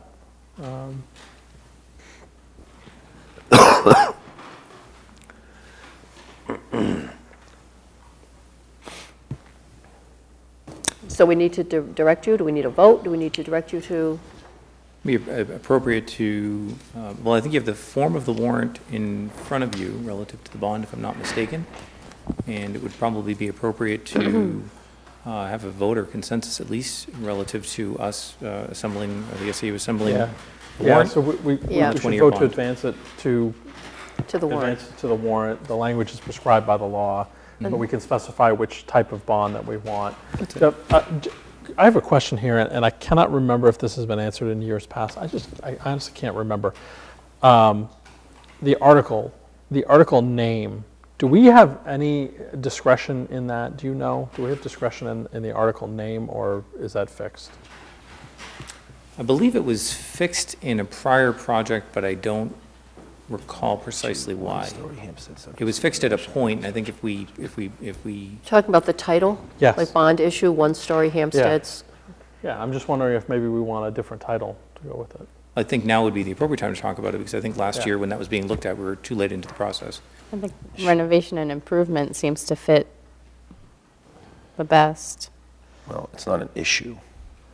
And it's no longer one story. That's not a, Yeah, It's not a or even just one-story. calling it something like safety and security, safety, security, and space, construction project, etc. I'm just asking that question because it's always kind of been fixed on that, and I've always wondered if. No, I think that's a good point. right? That's what they read first. Because the language of the article itself is, like I said, is prescribed by law. So there's no discretion within that. But if there's discretion within the title, maybe we can just articulate it better to people that, I like to think that everybody that's coming out to vote is aware of what this is and everything, and the chance that they aren't aware, that maybe we can articulate it a little bit better. I think the issue that came up last year was that we wanted to change the title after it already was in the warrant. Yeah. And so I think we have we're titling it right now. So that's what will show up in the warrant, and that's what we want to promote in the materials. Well, you would subsequently change inside the text of the warrant, one-story Hempstead Central School renovation and construction project. If you're going to change that after Article 2, you would also change that. Yeah. Right. Right, we wanted to, last year, we were going to try and get away from the word construction project. And is this language prescribed by law in the warrant article? Like, shall the voters of Hampstead raise and appropriate the sum of? Yes. And it has to be phrased like that? It doesn't say, shall the voters of Hampstead School District authorize the bond? It's prescribed. This It's is the way it prescribed. is. Okay, it has to be like that. All right, and then, But if you come up with a title, we can double check, because this is going to be checked. The warrant's going to be checked. okay. So if you come up with your title of what you want it to be, which, again, warns the voters on what they're voting on. Right, what's the deadline for that? So we don't have to come up with it tonight. No, not precisely. We have time to work on that. Okay. Because I think we should give that some thought, rather than just throw something together tonight. Thank you. Let's think about it and make sure that it's accurate and it's what we mean to say. But we also don't have another meeting until January. Until the public hearing. Yeah, January 9th, we have the public hearing of the budget. So I think you need to give us something to go by. Well, I hadn't thought about this. Yeah. At the very least, tonight, it would be good to know what direction we're on with respect to the bond itself. I think we agreed a 20-year bond. 20-year bond. Should we vote just to make Get it a motion for official that. Well, that'll be part of the vote when we advance it when we advance it? when we advance the article. Right.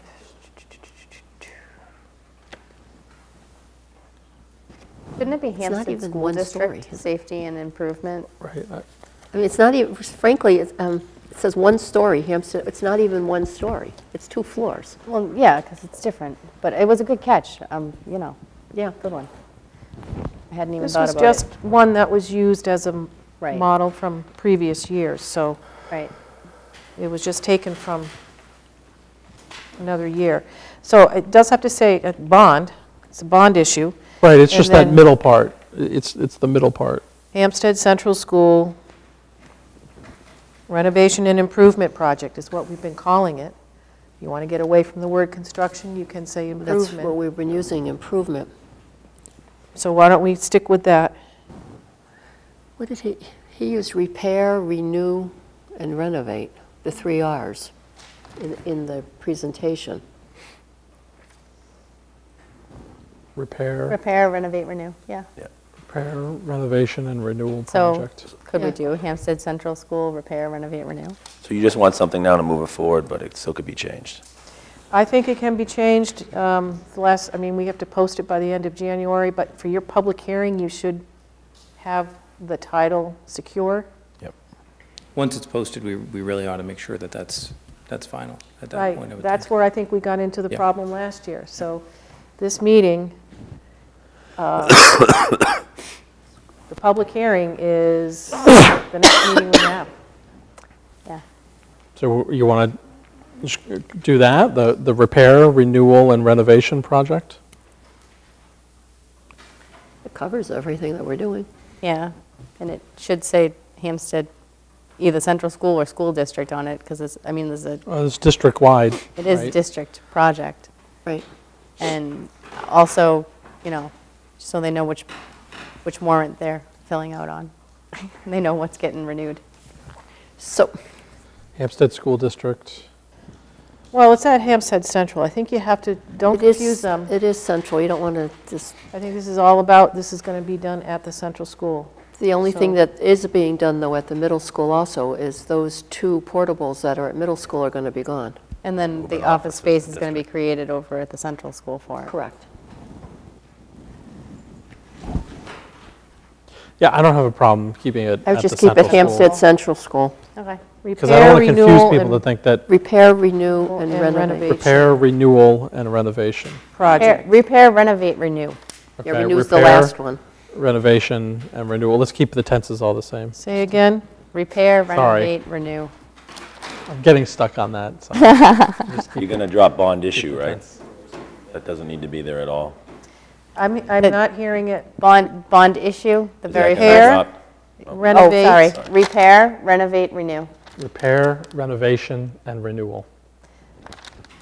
Oh, well, I don't know. I wrote down what he said. Tell me what I you know what he want. said, but I'm trying to keep the tenses. Oh, I see. All right. Pat O'Connor will be so proud of you. I know. I know. It's just a note. Project. Right? Then Jim's asking. And then we change the 10 to 20, 20-year bond. Right. Yep. But the lead-in bond issue, that could be taken off, I correct? think that needs to stay there. Does it have to say issue? Well, it's not an issue. Does it say bond resolution? Well, I Why does think that have that's a to- legal term, but Is we a legal could- term? Yes. It's in the body. Can we check on that? We're not going Yes. to decide tonight. Can we Yes. check up with legal and see if that can be removed? Yes. If not, it'll stay.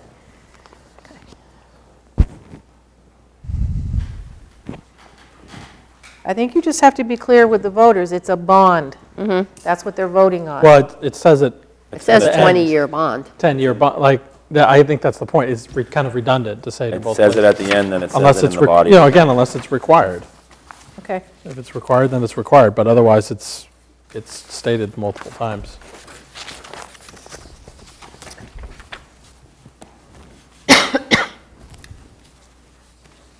Okay.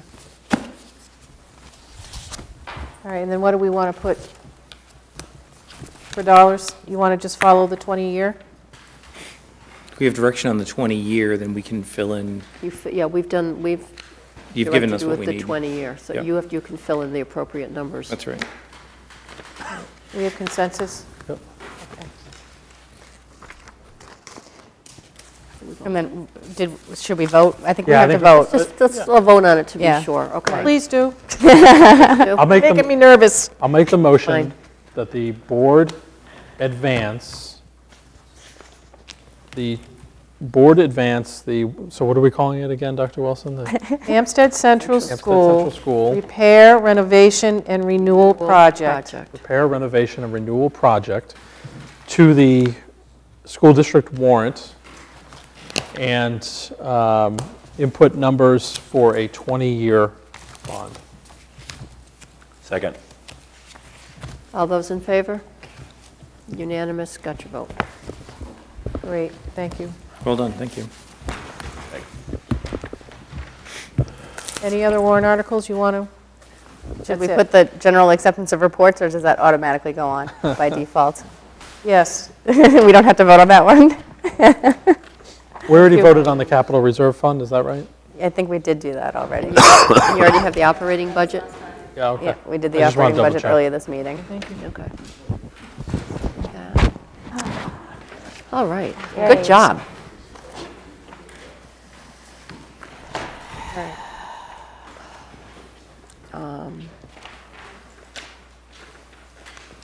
Dr. Wilson, Yes. attendance policy. In front of you, you have some documents, and I just want to give you some context, because I understand this is going to be first reading, so any discussions, I want you to go home and read these, and if there's any input or discussions, you can email them, or that we can bring it up at the next meeting. But the administration, myself, and I think most of the principals and assistant principals were involved in this discussion. And we looked at our policy, which was severely lacking in what was needed in terms of legal language. So we looked at our policy, we looked at the technical advisory that came out in 2010 on truancy. We also reviewed several different policies that were out there. And through that kind of process, I bring to you a draft of the first attempt of, I guess, writing this new policy for student attendance, absences, and truancy. For your purposes, I color-coded this so that you would understand that the information in black is really about our policy or what we have decided to write. It's our language in Hampstead. The blue is from a policy that we thought was pretty good, and that was from Windham. And they had set kind of the tone for other districts, and so we used some of their language in here. Anything highlighted in yellow is actually required by law. And so I wanted you to see that there are some things in here that we had to put in here, which is required by the RSAs. Mainly what we're doing is we are looking at student attendance according to the regulations, making sure that we explain what is excused absence is, and you will see that those definitions are in there. We also had to have a process by which we followed interventions of helping parents and students who had some attendance issues. We did come up with a process, and that is really defined under the second document, which is all our procedure. So we're pointing to the procedure as kind of the meat of some of this, so that we have the ability to change the process if we need to, as case-by-case situation comes up. And the biggest thing that we added was this notion of a student attendance team. And that team would be the principals, the nurse, perhaps a psychologist if needed, the special ed director when needed. It depends on the case situation, the nurse. And so those folks would come together at least quarterly and really look at a case-by-case situation of students' attendance issues. Those that needed to have clarifications, they would look at it kind of level 1 intervention, which is just reaching out to the parents and finding out if there's something that we just need to know about, if there's someone who's been absent for a period of time. For those students who need a little bit more supports, that's called level 2. And those discussions are also a little more flexible, that we have the ability to ask parents to come in and have a meeting with us. The third level of intervention is really the significant cases where we have both student and sometimes a parent situation where the parents may need some support somehow. And in order to really get to the meat of the matter, we have to have a meeting. We have to talk to parents about their responsibility and then also what can we do to help alleviate the problem. We have to be able to have a policy that has some meat behind it for some extenuating circumstances, and that's why you'll see the different levels that are in here. So I just wanted to give you kind of a broad brush stroke, and please, read through the policy and the procedure, and we can attend to it and your questions at the next meeting. Thank you for doing that. I think that brings it up to where it should be, and I think you were absolutely right that there were some deficiencies going back, because actually that we had talked that technical advisory was put out in 2010, which predated a number of people involved in this process. Right. And so now that that error has been found, hopefully this will bring us up to speed where we should be. Right. And I think, the notion is student attendance matters, it's important, and we want to make sure that we give that message, but also have an understanding that we have very busy families and understand that there are going to be times when students are going to be out for a variety of reasons. As long as we can work with parents and families to make sure that it's not interfering with their educational performance. And that's what we keep coming back to. There are no form letters. You will not see another form letter. That's Anything good. that comes out here is going to be personalized to that child's situation. Perfect. Okay? And also, will this be reflected in the handbook? Will that also be revised? Yes, it will. Okay. Yes, it will. So this is actually your first reading. We can bring it back to a second reading. And if there's any questions, feel free to give me a call or email me with any input that you might have. Okay. Okay? Thank you. Thank Any you. questions now? I just have one. So a family vacation would be what number on page 1? Planned extended absence, maybe? It could fit into that, or it could fit into a family obligation, depending upon, what the situation was.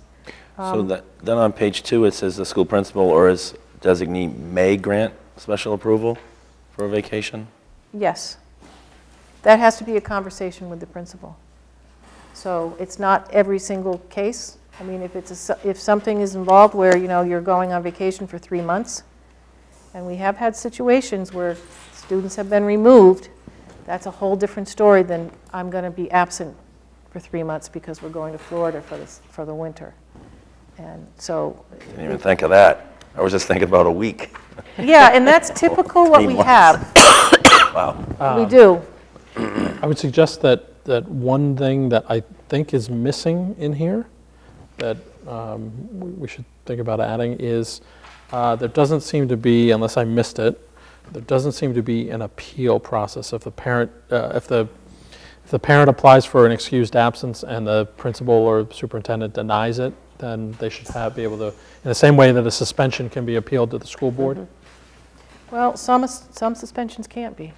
Right, appealed. and in those cases, they go under ED 304, and we're up at the State Board of Education. Yep. So if we don't describe it here, I'd hate to have a parent jump right past this school board, the State Board of Education, Go and right say, up you to didn't give me an appeal in this, so I had to take it to the State Board. I don't think there's an appeal for this at the state board either. So, it's a matter of, it's not in law. Okay. And we have made in here, we said that the decision of the principal is final. If you wish to change that, and you want to have an appeal to the superintendent, or to you, the board, then we'll need to add that in the second reading. I would think we would want an appeals process. I can't imagine that it would be very commonplace anyway, but I'd rather have it in there and never use it than get stuck. But when is the decision final? The decision, I would think that the decision would be final at the principal stage, but there's still an appeal. If you disagree with it, but the decision that the principal makes doesn't have to be reviewed then by. When I say it's final, I mean it doesn't have to be then reviewed by someone else, but you know, there should Okay. still be some sort of an appeals process. Yeah, a system of relief, basically, yeah. I mean, just think it through, right? You know, in the most extreme case, and like I said, the likelihood of us entering these things Yeah. is pretty low, but in the extreme case, right, where we get a truant officer involved, or you get the courts involved, don't you think that most parents, before they get to that point, would want to appeal the number to bring it down into the level where they don't have to go to court or get the truant officer involved? And if there's no appeal process, what's their option but to either go to the State Board of Education or take us to court? And before anyone says that's unreasonable, I think we all know from our own experience that that kind of thing happens.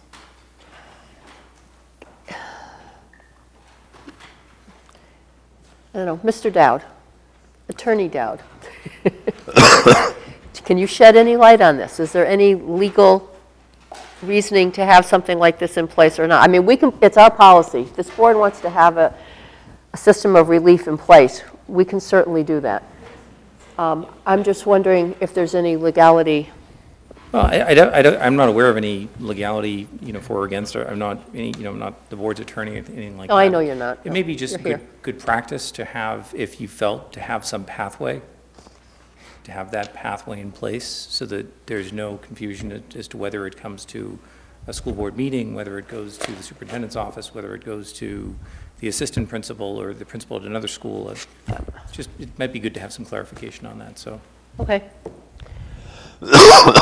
Look at some language, and I can bring it to the next meeting. Is See that if okay that with you, works. Jason? Yeah. Yeah.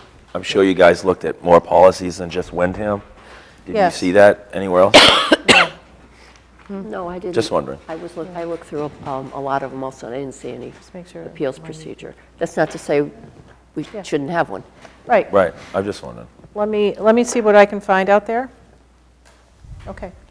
I don't know, I would just hope that it doesn't get to that extreme level. I mean, I can see this happening probably more at a high school level, but I really can't see something like this happening in K through 8. Like I said, I would think hope it the wouldn't. likelihood is pretty low, but then again, I'd also rather have it in there before we have a situation. I would hope that it arise. would be resolved Yeah. between all the professionals and the parents before it got to that level. That's so. where you see most of the issues are at the high school level. Yep. Okay, thank you. So we'll accept policy JH on first read and move to second? Or do you want to do them all at the same time? Because this is first read, right? Yes. So we need to vote this in. Do you want to vote them all at the same time, or do you want to do it separate since it's a separate We'll agenda just do item? this separate now. You just already Right. made a motion. So- Second. All in favor? JH has been moved to second read. Thank you. Okay. Now, the following are policies on second read that we'd like to move to adoption, please. Those policies are JLCF, ILD, LC, DIA, DBB, JIBB, and JICFA. Jason? Move that the board accept on second read the 7 policies that the chair just listed. A second. Any discussion? Seeing none, take a vote. All in favor? Thank It's you. unanimous. Thank you very much. I'd like to recognize Mr. Dowd. He had a question. Madam Chair, as a matter of what has been brought to my attention that our outside audit firm is looking at is that even if we are pushing policies forward where there are changes or where there are not changes, particularly where there are not changes, just to reflect them as reviewed on a certain date. So there are a lot of policies we may make a change to and it shows revised. And if we look at a policy and decide that we don't make any changes, it would be good to mark it reviewed on a particular date by this board. So I'll put that out there, whatever that process is. If you have any policies in that policy packet that have not been changed, then it may be good to mark them simply as reviewed. We've looked at them. That's all. We do that? Perfect. Yeah. So it wasn't a very good, strong practice at Timberlane, so. Oh, okay. Reaffirmed, I think, is what we Yeah. use. We Reaffirmed. we do this at our policy committee meetings. Anyway, Right. as well, so, Yeah. yeah, thank you. It was But- an audit thing, so. But thank you. Thank you. Thank you for that. Okay, board comments and correspondence? Any? You want to talk about SB 193? I think I'm going to put that under other business. Oh, okay, never mind then, no comments. Well, I hope everybody has happy holidays. That's all.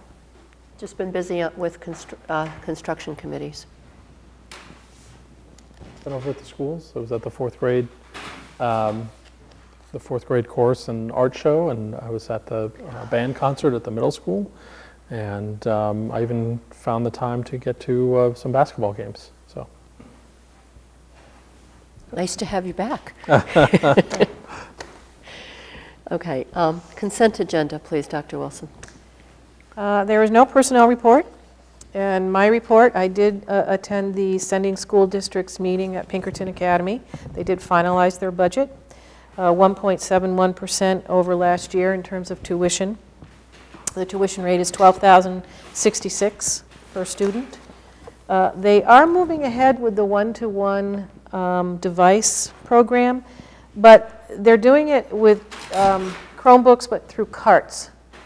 And I thought that interesting is right now their tendency is not to have the students take them home. And they were concerned about damage. And quite a few of the sending schools did give them feedback that there's been very little damage with the Chromebooks that have been going home for, I know, Hempstead and certainly some of the other districts. So for now, though, they're going to do it through carts. They have added a social worker, a school adjustment counselor, and a dean of student life. That's going to be part of their change in personnel. They will also have a summer institute on competency work, which may well work into some of the work that we've been doing on performance tasks. They're looking at their schedule as usual in an intervention block. They have seen where sometimes devoting some time, some flexible time within their schedule for kids to have interventions or to work on clubs or to meet with other teachers to get some other assignments done. They're finding that this intervention block is a period of time where it bodes well for the kids and as well for the teachers to have some connection with the kids on a different level than just in the classroom. So they're looking at that, they're studying it. And we had asked them to help us with a transition survey that we're doing from the middle school, trying to look at our transition from 8th to 9th grade. The other sending districts are very interested in what we offer and are suggesting some questions from their point of view. So it may go to all 9th graders now, and then they could split it out by town to give us the feedback. I did attend the commissioners meeting. They are changing the rules about students who are taking dual enrollment at high school. Those are courses that also count for college courses, mainly in some of the STEAM programs. They are working through a system with the college where students, instead of having to pay up front and register for the course, can take the course. If they get a C or better, they will be reimbursed the cost by the Department of Ed. They have some funds. So they are trying to work that through their process at the Department of Ed. But it's, again, it's their support of vocational and STEAM programming at the state level.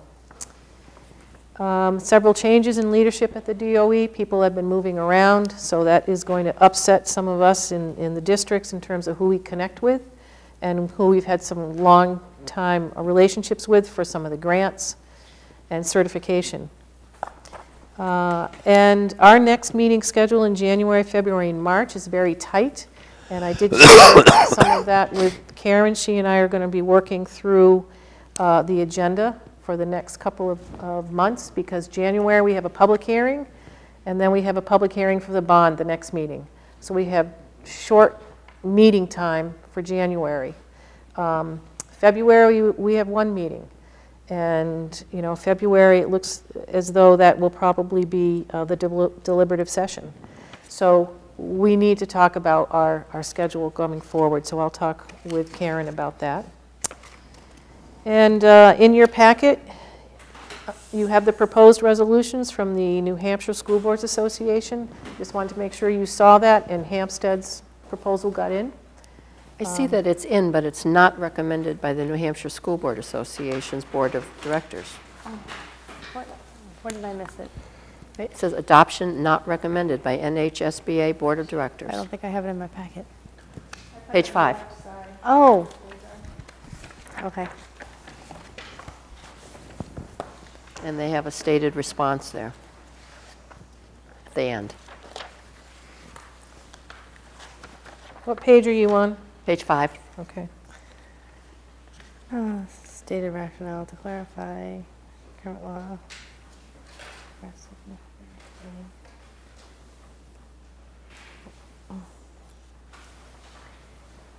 Alternative resolution proposed on the following page by New Hampshire School Board Association Board of Directors. They support amending pertinent electioneering statutes to clarify, 1, the definition of election official, 2, that electioneering by election officials may not occur at the polling place, and 3, that a public body may affirmatively promote positions established by formal actions of that body. The rationale for proposed alternative resolution, New Hampshire School Board Association supports amending pertinent electioneering statutes when a school board or other political body can advocate for its own initiatives and warrant articles. School boards have the right and authority to advance certain policies and programs. Coextensive with the right should be the right of political bodies to advocate on behalf of their own initiatives. So adoption of proposed alternative recommended by New Hampshire School Board Association. So they just tweaked it.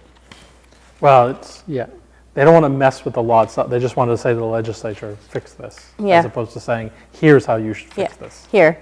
But I don't even know how many people over at the They just legislature don't actually really, work they on really writing just the want to deal laws. with this. Kind of knew that going in. Okay. That's all I have. Dr. Wilson, do you, and maybe Mr. Dowd knows, the tuition for Pinkerton is set. Does that take into account the real estate transaction that we were informed about? Yes. Okay, so that's built into this number? Yes. Okay.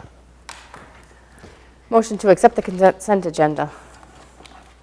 I'll second. All in favor? It's unanimous, thank you. Okay, under other business, this came up, so I'm throwing it in here tonight because I can't wait. This is concerning Senate Bill 193, which was voted on by the Education House Committee, and it passed. The full House will be voting on it January 3rd. It has been recommended that school boards actually vote on whether or not they are in support of SB 193, with reasons pro or con for your vote, and then that letter be sent to our representatives. So I was wondering if this board has interest in doing that? Absolutely. Okay, and I've asked Jason to, as our liaison to the legislature, or Concord, to go ahead and draft a letter.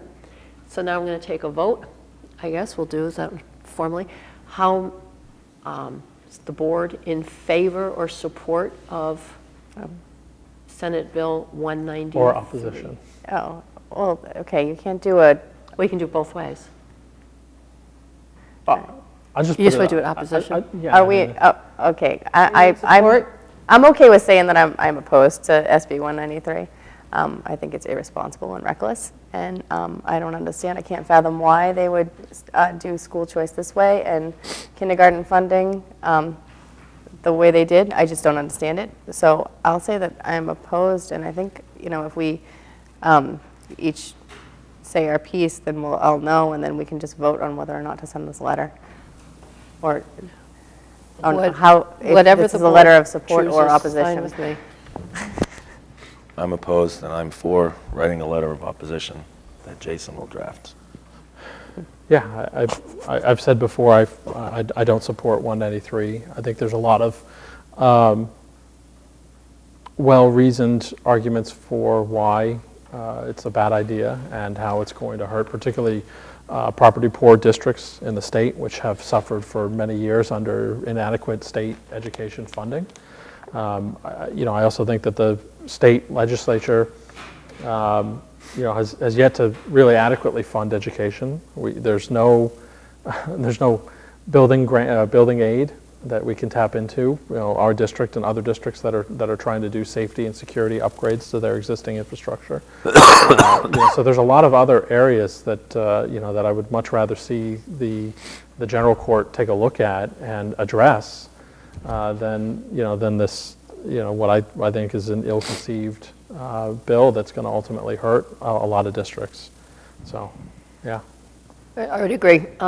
I'm opposed to Senate Bill 193. I don't think it is in the best interest of public education, nor is it in the best interest of New Hampshire taxpayers. And I agree we should send a letter. All right, so I'm making a motion that we authorize Jason to send a letter in opposition of 193 to the legislature. To our state reps. To our state reps. Specifically, we said to our state reps. Okay. I'll second. All in favor? Unanimous. Thank you very much. Seeing no other business to come before the board, I'll entertain a motion to adjourn. So moved. I'll second. Does it? One of the two of us. We are adjourned at 9:05. Thank you, everyone. Everybody have a nice holiday. Yeah. See you all on January 9th.